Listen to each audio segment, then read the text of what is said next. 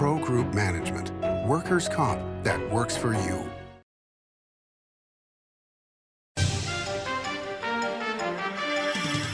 Welcome to Nevada Newsmakers. On the broadcast today, Assemblywoman Angie Taylor joins us. She's here for the whole show on an all-new Nevada Newsmakers. Nevada Newsmakers Goes to Washington is brought to you by Pro Group Management, workers' comp that works for you. NV Energy. NV Energy proudly serves Nevada, providing electricity to 2.4 million electric customers.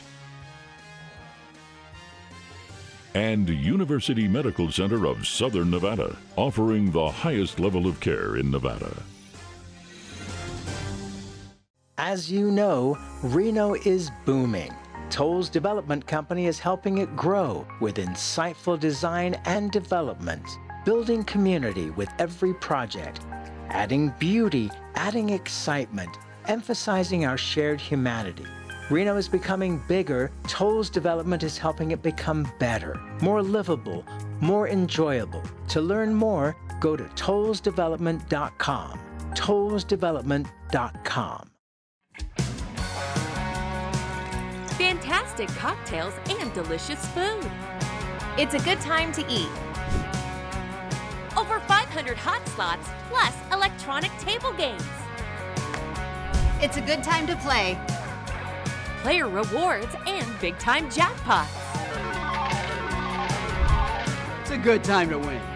Ooh, your good times are Tamarack.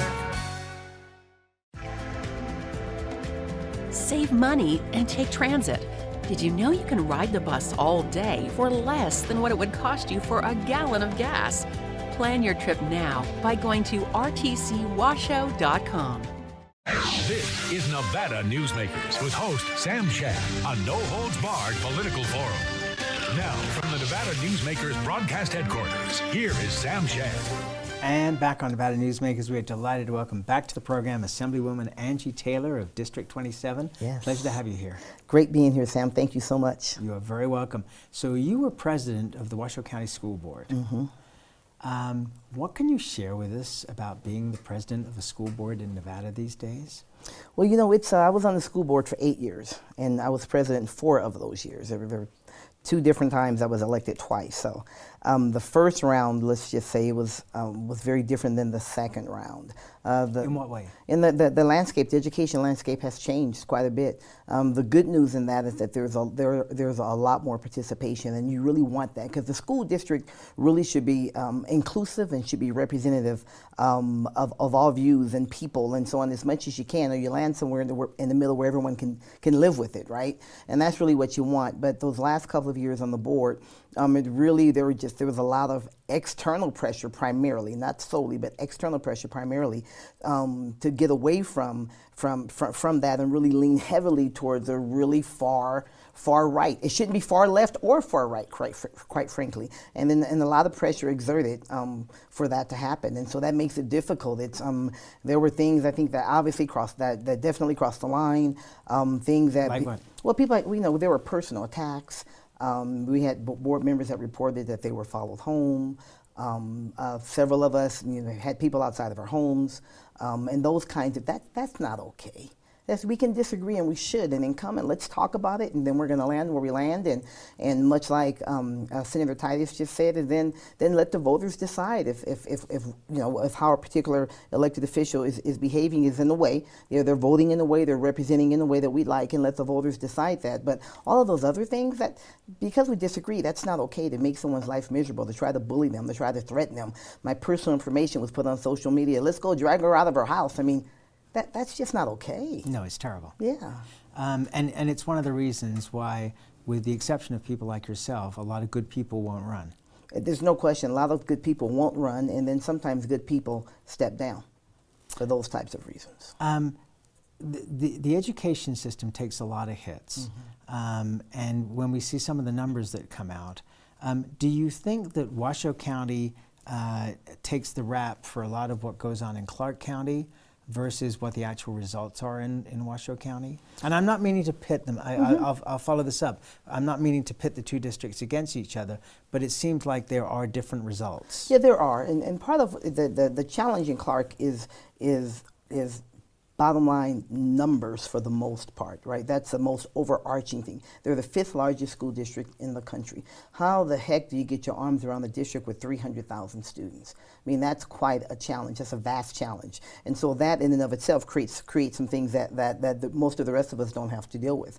But because 70% of our students are in Clark County, because 70% of our population is in Clark County, those numbers really skew the numbers for the state. And so there are certainly oftentimes when Washoe's numbers are better than, say, state numbers or Clark's numbers per se.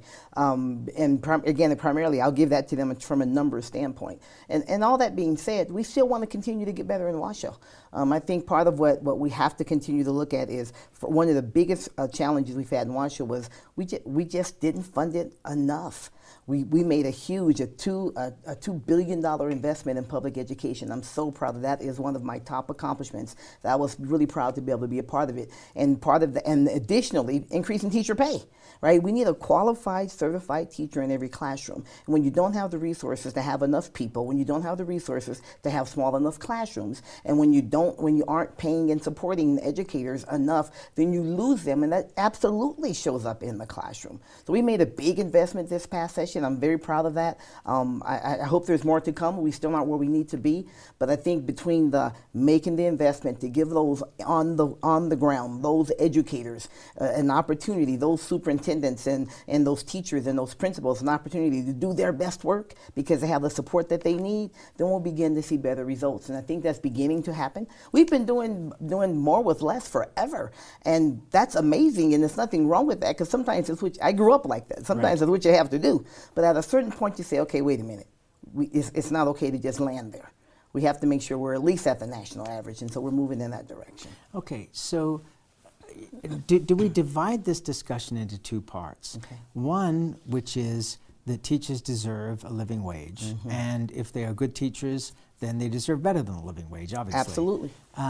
Versus what the results are. Are those the two things that we should look at? Because they both seem to get lumped together, and I don't think that's right. No, not at all. And the connection between the two, though, is that you can't keep good teachers if you don't support them well. And then good teachers aren't operating at their best if they don't have enough support. If they're an excellent teacher with a classroom of 45 students is going to not have the same kind of impact that he or she would have if the classroom had 22, 23, 24 kids, depending upon your grade level, smaller, less if it's smaller and so on. So that's the connection between the two, is getting and keeping and supporting good teachers, excuse me.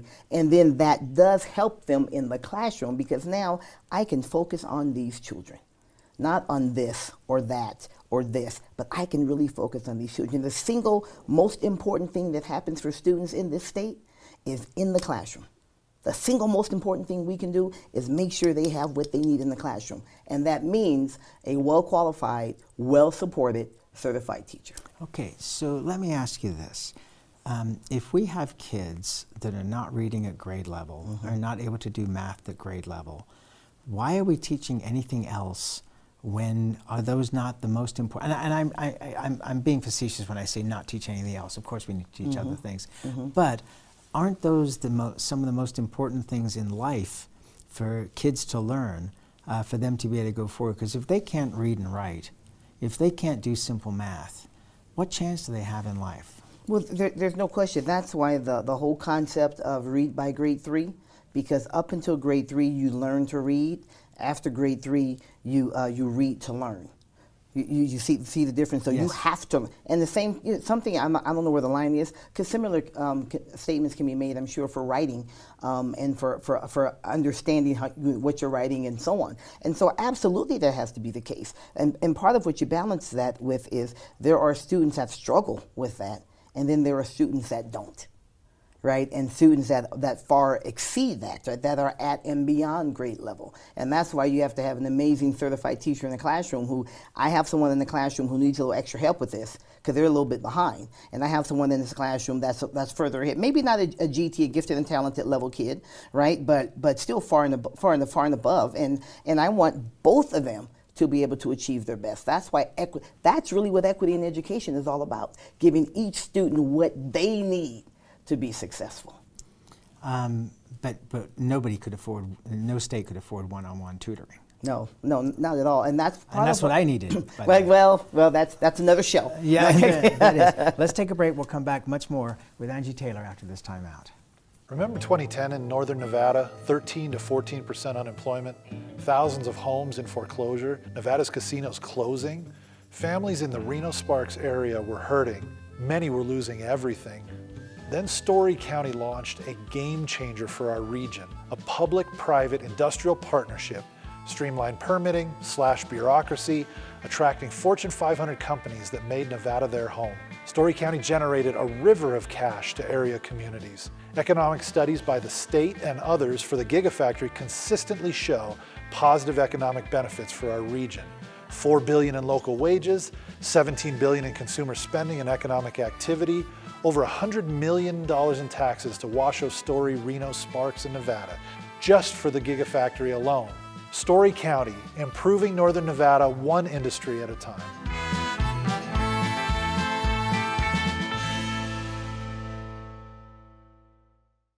$200,000 Cars and Cash giveaways at Carson Valley Inn. Cash and prize drawings Thursdays and Saturdays. Plus, win a 2023 Ford F-150 or we'll pay you cash instead. Don't miss your chance to play and win. Cars and Cash at the Carson Valley Inn. The Nevada Builders Alliance has been protecting the interests of the construction industry for over 50 years. Our programs save members thousands of dollars every year and allow them to provide much-needed benefits to their employees. Our industry also allows Nevada to grow. If you're thinking about a career in the construction industry, reach out. And if you haven't thought of a career in construction, what are you waiting for? We are the Nevada Builders Alliance. What do you count on? You count on your power every day. At NV Energy, we've always powered what's important to you, but we're not looking at the past. We're focused on the future. While our standards are high, our rates will remain low.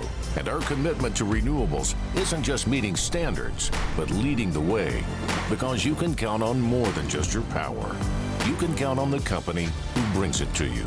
That's our promise. You can count on it. This is Nevada Newsmakers.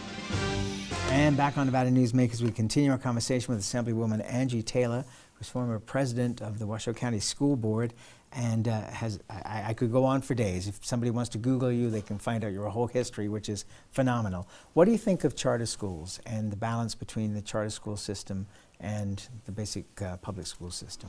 Well, really good question. Sometimes what people don't really understand is really charter schools, the vast majority, I shouldn't say that, I don't know that, but a lot of them are public schools. Right. And then some of them are more private. I think school choice, I'm not against school choice because people learn differently. You know, back in my day, we had what we call, sage on the stage. And everyone had to learn that way. And if you didn't get it, you didn't get it, and so on, right? That's just what we did. And everyone doesn't learn that way. Especially everyone doesn't learn best that way. So having options in education, it's not a bad thing. I think part of what we want to have is be mindful of in other states, because I've had a chance to do some reading on charter schools. And in other states, sometimes there's a proliferation of charter schools that are profit-driven. And then you start losing, then your eye gets off the ball. Because then it isn't, hey, listen, if you give more money to a public school, right, they're going to, in the Washoe County School District, okay, great, what can we do with it? How can we help the kids? Let's get this in the classroom and so on. I'm a small business owner, right? I have a business undergrad. So then you start thinking about, ooh, what can we do to keep this money? Because my job is to make profit if I'm profit driven. And that's the concern I have about those who lean more in that direction, as opposed to we are here to educate children. This is a public school opportunity. Certified teachers, that's another concern. Some don't really have the same commitment to, we need to make sure we get qualified, certified teachers, because every child needs to be at grade level math, English, right? Those things that we were just talking about, their writing and so on. And the people who do that best are, generally speaking, really are, not just generally, but you're licensed. You do that. We don't, in no other place do we say, hey, you know what? I know you aren't really a licensed doctor, but come on in. Right. Right? I mean, you don't really like... You know, we kind of did have that in Vegas, you know, probably 15, 20 years ago, where people were setting themselves up as doctors and they weren't doctors at all. Yes, and let's move on. Yeah, so that's my take on that. Okay, so let me ask you about this. So when COVID hit, I thought that this would have been an incredible time to have great teachers, of which we have plenty in this country. Absolutely. Doing videotapes that could be classes that could be shown, so that, you know, the kids who were stuck at home would be able to see these great teachers, the Neil deGrasse Tysons, people like this, who are such wonderful communicators. And yet we lost a couple of years of education for all these kids. And how do can we fix it? Or are we stuck with what happened? Should we be preparing for the next COVID? Because there is going to be another, you know, COVID type thing in the future. But we weren't prepared at all. No, not at all. And how do you prepare for something that's never happened, right? That we've never seen and or could even project that something like that would happen. I think in education, we learned a lot of good lessons from that. The idea, as you said, of let's have some great instruction that's ready to go. We would never have thought about that, right? Not even recording them and using them. And a part of that is teachers who, some of which weren't that savvy technologically, right? Then had to do a flip, had to pivot, right? And learn to do that. In school districts, you did the best that you could. We had a couple of people who were really good at it to try to help and train others to make that happen. But it was really, really a challenge. And I think also we have to look beyond, which will be hard to do because we were so blindsided by COVID.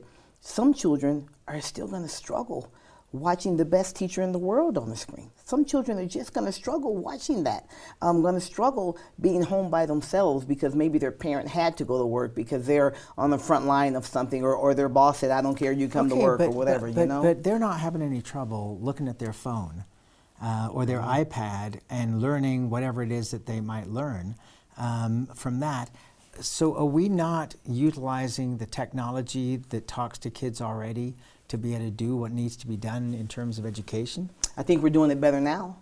Let me say that. But when you wake up one day and you're in it, like in Washoe, you go home for spring break and then you don't come back. Right.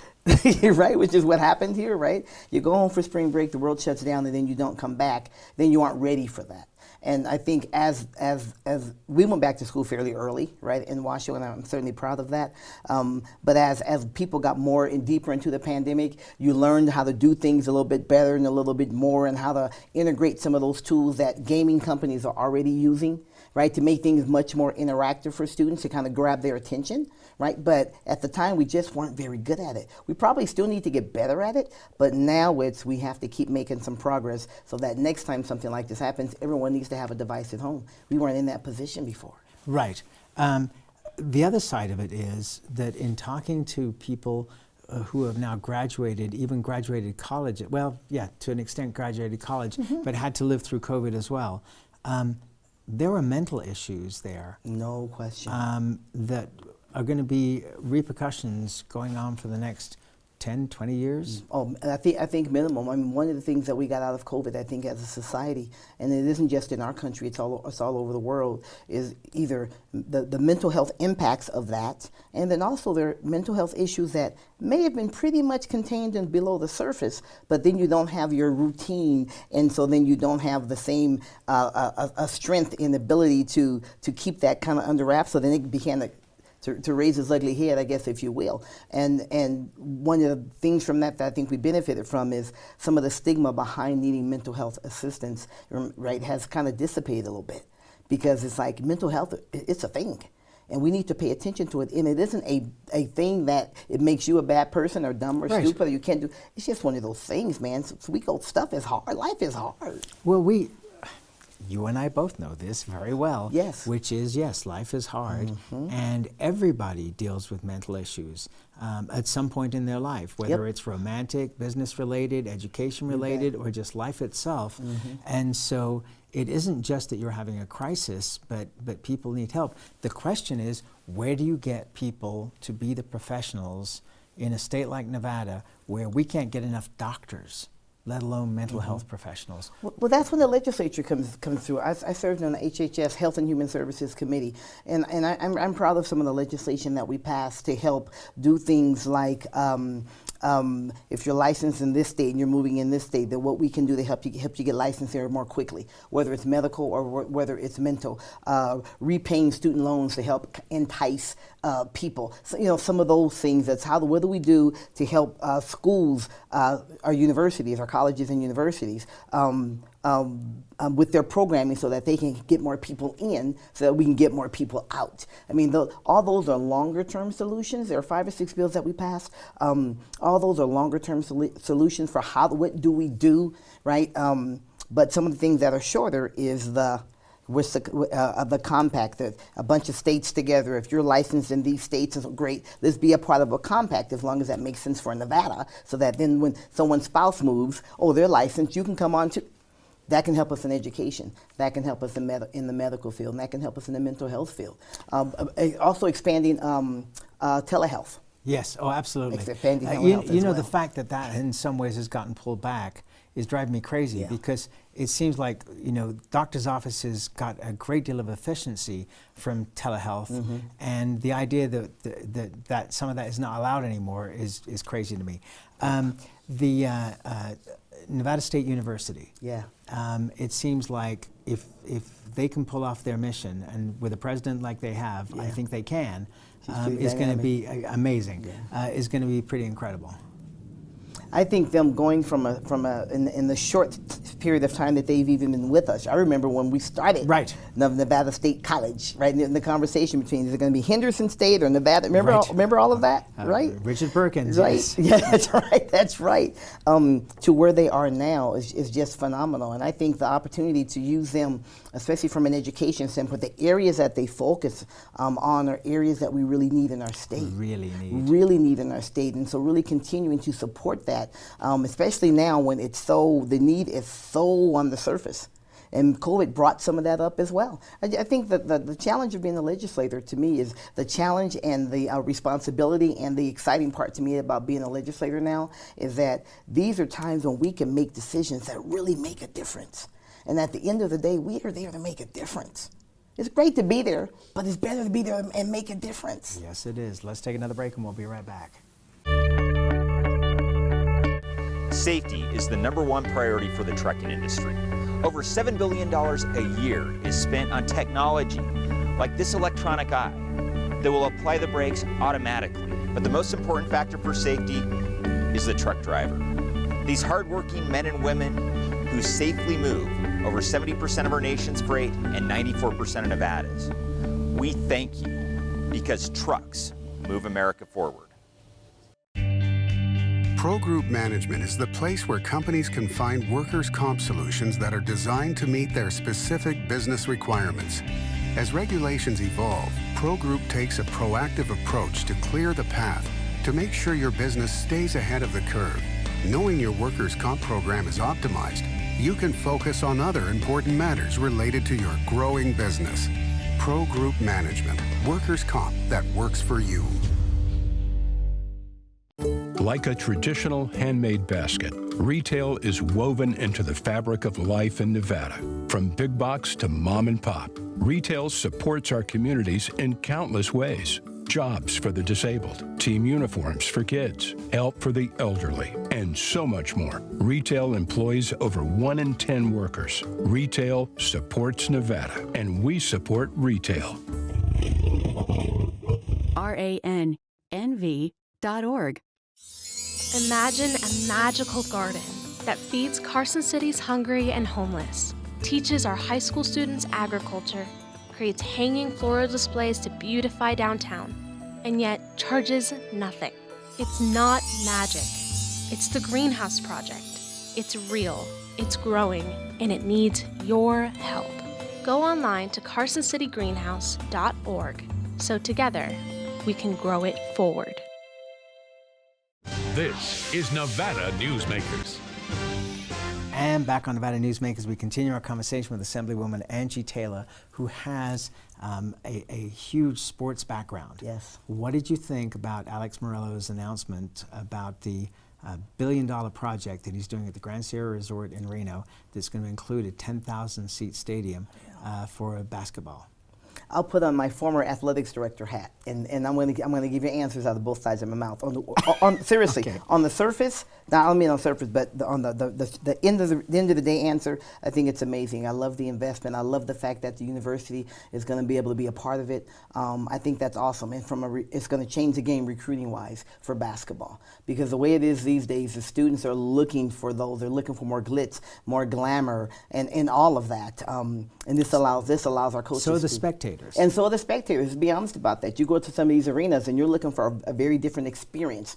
Not just the game, but the experience. So this is going to allow them to create an experience. The only thing that makes me say, is that students have to transport there.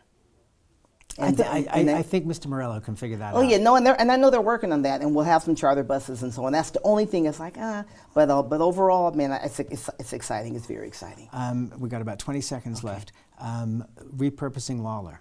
What would you like to see happen there? Maybe that's an ice arena. Who knows, huh?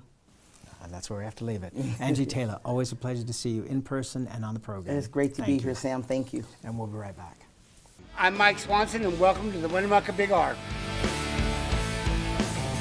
Hi, I'm John Walker. Welcome to Big R Lovelock. Hi, I'm Rich Martin. Welcome to Fallon Big R. My name is Braden. Welcome to Big R Fernley. Hi, I'm Kelly. Welcome to Big R Sparks.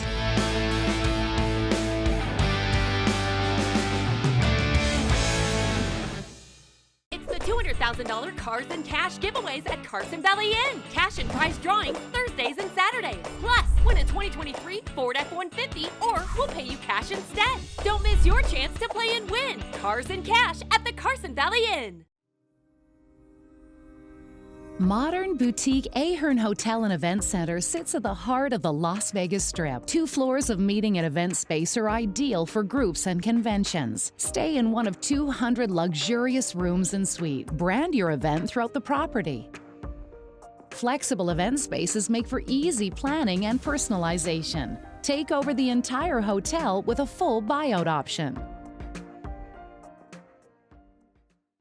7 at 7 is a newscast built for your smartphone. It's a 7-minute newscast available every weekday at 7 a.m. and 7 p.m. at lvrj.com. We don't waste your time, and we give you the day's top stories. We at the RJ have noticed some similarities between us and a certain BTS character, RJ. Plus the latest in Las Vegas business, weather, health, and entertainment news. 7 at 7 streaming now on your smartphone. Nevada Newsmakers Goes to Washington is brought to you by Pro Group Management, workers' comp that works for you. NV Energy. NV Energy proudly serves Nevada, providing electricity to 2.4 million electric customers. And University Medical Center of Southern Nevada, offering the highest level of care in Nevada. Thanks for watching Nevada Newsmakers. You can catch us online 24 hours a day at nevadanewsmakers.com, or you can download the podcast wherever you like to get your podcast. We'll see you on the next broadcast.